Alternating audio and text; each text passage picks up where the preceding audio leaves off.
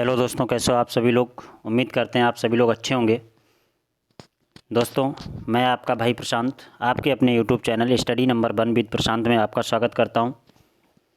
दोस्तों, जिस तरीके से हमारी जीके जीएस की यानी स्टैटिक जीके की सीरीज चल रही है, उसी सीरीज़ में आज फिर से हम लोग 20 क्वेश्चन करेंगे।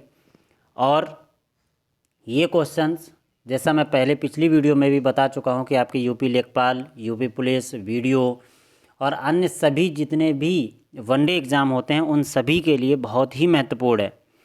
तो प्लीज़ वीडियो को पूरा देखें।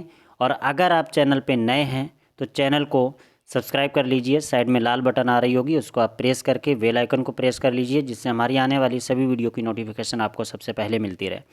हम आपकी तैयारी को ऐसे ही बेहतर करते रहेंगे, अच्छे अच्छे क्वेश्चन लाते रहेंगे।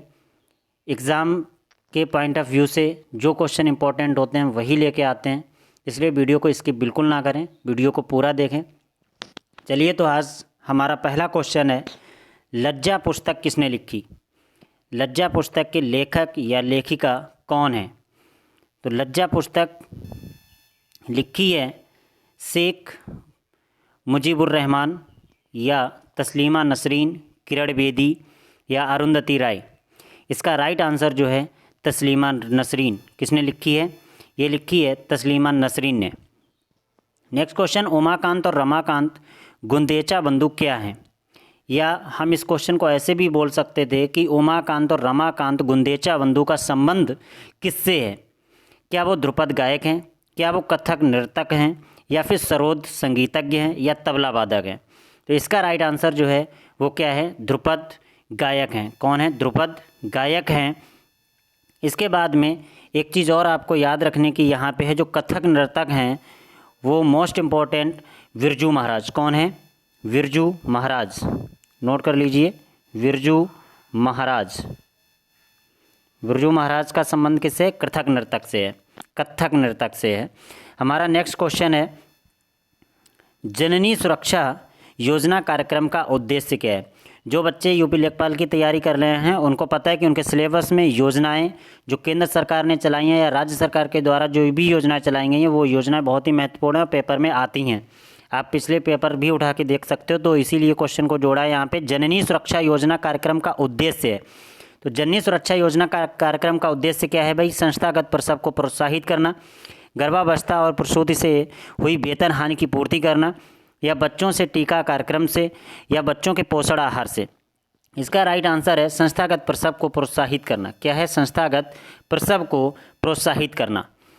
इस योजना के तहत होता क्या है? इस योजना के तहत जो गर्भवती महिलाएं होती हैं उनकी डिलीवरी होने के बाद उनके अकाउंट में कितना रुपए दिया जाता है? नोट कर लो, उनके अकाउंट में 6,000 रुपये भेजा जाता है। कितना भेजा जाता है भाई? 6,000 रुपये उनके अकाउंट में भेजा जाता है। और इस योजना की शुरुआत किस योजना की? जननी सुरक्षा योजना की शुरुआत। जननी सुरक्षा योजना की शुरुआत कब हुई थी अगर ये पूछ देता है तो ये आपकी हुई थी 12 अप्रैल 2005 को। कब हुई थी? 12 अप्रैल 2005 को इसकी शुरुआत हुई थी। नोट कर लेना, 12 अप्रैल 2005 को इसकी शुरुआत हुई थी। नेक्स्ट है, गोल्डन त्रिभुज एक विशिष्ट क्षेत्र जो मादक द्रव्यों की तस्करी के लिए विश्वविख्यात है। कौन सा? गोल्डन त्रिभुज। याद कर लेना, गोल्डन त्रिभुज एक विशिष्ट क्षेत्र है, एक क्षेत्र का नाम दिया गया है जो मादक द्रव्यों की तस्करी के लिए, किसके लिए? मादक द्रव्यों की तस्करी के लिए विश्व में प्रसिद्ध है या विश्व में विख्यात है। किस देश में? थाईलैंड, म्यांमार, लाओस, या ये सभी? तो ये सभी, ये तीनों देशों में है। ये तीनों देश इसमें शामिल हैं, इसीलिए इसको गोल्डन त्रिभुज नाम दिया गया। नेक्स्ट क्वेश्चन हमारा है, गांधी फिल्म का निर्माण किसने किया। गांधी फिल्म का निर्माण किसने किया? सत्यजीत रे, या वेन किंग्सले, या रिचर्ड एटनबरो, या डॉक्टर जोनस सॉल्क। इसका जो राइट आंसर है, इसका निर्माण किसने किया था ये पूछा है तो इसका निर्माण होगा रिचर्ड एटनबरो ने किया था। लेकिन इसमें जो गांधी जी की भूमिका निभाई थी, वो गांधी जी के किरदार की जो भूमिका निभाई थी वो कौन थे? वो थे बेन किंग्सले। कौन थे? बेन किंग्सले थे। नेक्स्ट है, वर्शिपिंग फॉल्स गॉड्स नामक पुस्तक के लेखक कौन है। वर्शिपिंग फॉल्स गॉड्स पुस्तकें हर एग्ज़ाम में कोई ना कोई एक पुस्तक पूछ देता है, तो वर्शिपिंग फॉल्स गॉड्स नामक पुस्तक के लेखक कौन है? तो इसका राइट आंसर जो है कौन होगा? अरुण शौरी। अरुण शौरी कौन है? एक प्रसिद्ध वकील हैं। कौन है? वकील, यानी कि एक एडवोकेट, एक वकील हैं। कौन? अरुण शौरी। इसके बाद है हमारा अगला क्वेश्चन, इंद्र युद्धाभ्यास, इंद्र युद्धाभ्यास किन दो देशों के बीच होता है? तो किन दो देशों के बीच होता है? दो युद्धों का जो अभ्यास होता है वो इंद्र, उसका नाम दिया गया है, वो किस दो देशों के बीच में होता है? वो होता है हमारा भारत और रूस के बीच में। किसके किसके बीच में होता है? भारत और रूस के बीच में होता है। एक सूर्य किरण युद्धाभ्यास है। कौन सा है? सूर्य किरण युद्धाभ्यास, वो होता है भारत और नेपाल और भारत और ब्रिटेन, इन दोनों देशों के बीच में जो युद्धाभ्यास होता है उसका नाम है सूर्य किरण। नेक्स्ट है, स्वतंत्र भारत के प्रथम महाराज्यपाल या गवर्नर जनरल कौन थे? यानी कि अगर आपको पेपर में महाराज्यपाल बोल दिया जाए, क्या बोल दिया जाए? महाराज्यपाल बोल दिया जाए या गवर्नर जनरल बोल दिया जाए, तो आपको कंफ्यूज नहीं होना है। बहुत से बच्चे क्या करते हैं, गवर्नर जनरल उन्होंने रट लिया, इसके बाद में अगर महाराज्यपाल दे दिया आप वो भूल गए कि कौन थे कौन नहीं थे, क्योंकि ये यार ये भाई ये कौन सा नया पद है? नया पद नहीं है, वही है गवर्नर जनरल। ठीक है, तो स्वतंत्र भारत के प्रथम गवर्नर जनरल कौन थे? Lord Mountbatten. कौन था? लॉर्ड माउंटबेटन थे। और एक चीज़ और, यहाँ पे भारत के अंतिम गवर्नर जनरल अगर पूछ ले, भारत के अंतिम गवर्नर जनरल, भारत का मतलब क्या हो गया यहाँ पे कि भारत स्वतंत्र नहीं हुआ, यानी 1947 से पहले कौन था? तो 1947 से पहले कौन था? लॉर्ड माउंटेन ही था। जैसे ही भारत स्वतंत्र हुआ तो वो स्वतंत्र भारत के भी हो गए पहले। तो स्वतंत्र भारत के पहले और भारत के अंतिम गवर्नर जनरल एक ही हैं, कंफ्यूज नहीं होना है आपको बिल्कुल भी। कौन थे? Lord Mountbatten. नेक्स्ट क्वेश्चन हमारा है, डीआरडीओ की स्थापना कब हुई? अब भाई ये डीआरडीओ क्या है, पहले तो इसकी फुल फॉर्म जान लेते हैं। तो कॉपी पेन लेके बैठे होगे, ऐसी हम उम्मीद करते हैं, तो आप नोट कर लीजिए कि डीआरडीओ का फुल फॉर्म क्या है। तो सबसे पहले तो डीआरडीओ का फुल फॉर्म आप लोग लिखिए, defence DEFENCE, defence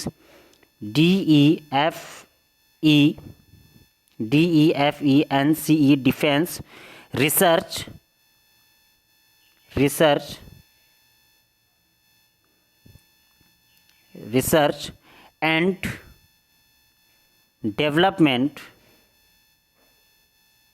development organisation.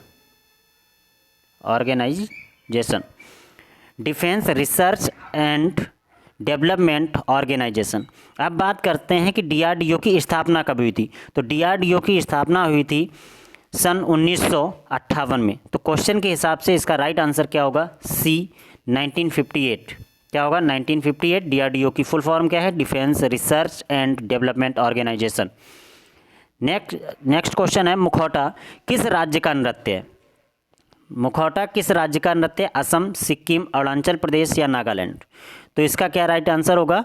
Sikkim, sorry, इसका राइट आंसर होगा अरुणाचल प्रदेश। क्या होगा? अरुणाचल प्रदेश। तो मुखौटा किस राज्य का नृत्य है? अरुणाचल प्रदेश का है। अब आपको एक नृत्य बताना है कि असम का नृत्य कौन सा फेमस है। तो असम का कौन सा है भाई? असम का बिहू।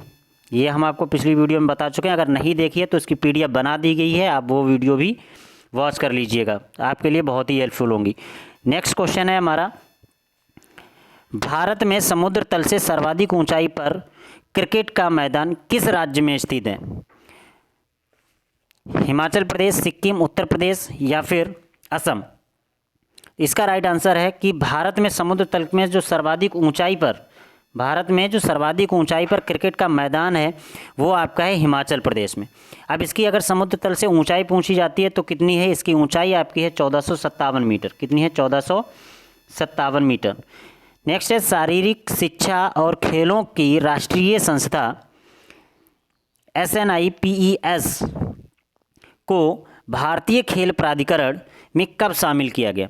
तो इसको भारतीय खेल प्राधिकरण में शामिल किया गया था 1987 में। कब शामिल किया गया था? 1987 में शामिल किया गया था। किसको? शारीरिक शिक्षा और खेलों की राष्ट्रीय संस्था को किसमें शामिल किया गया था? तो भारतीय खेल प्राधिकरण में शामिल किया गया था। अब बात आती है कि भारतीय खेल प्राधिकरण की स्थापना कब हुई थी? तो भारतीय खेल प्राधिकरण की स्थापना हुई थी आपकी 25 जनवरी 1984 को। कब हुई थी? 25 जनवरी 1984 को हुई थी। नेक्स्ट है, केरल में थुम्बा प्रसिद्ध है। केरल में थुम्बा प्रसिद्ध है क्योंकि यहाँ अप्रवाही जल और खाड़ी है, यह एक आयुर्वेदिक केंद्र है, या फिर यह एक रॉकेट लॉन्चिंग स्टेशन है, या यहाँ कई सारे चाय के बागान हैं। बहुत ही अच्छा क्वेश्चन है। थुम्बा किस लिए प्रसिद्ध है, जो कि केरल में है, किस लिए? क्योंकि भैया यहाँ एक रॉकेट लॉन्चिंग स्टेशन है। क्या है? रॉकेट लॉन्चिंग स्टेशन है। और ये रॉकेट लॉन्चिंग स्टेशन इसरो के अधीन काम करता है। किसके अधीन काम करता है? इसरो के अधीन काम करता है, जो कि एक भारतीय अंतरिक्ष एजेंसी है। इसकी स्थापना कब हुई थी? किसकी? भाई इसरो की स्थापना अगर आपसे पूछ दे तो इसरो की स्थापना आपकी हुई थी 15 अगस्त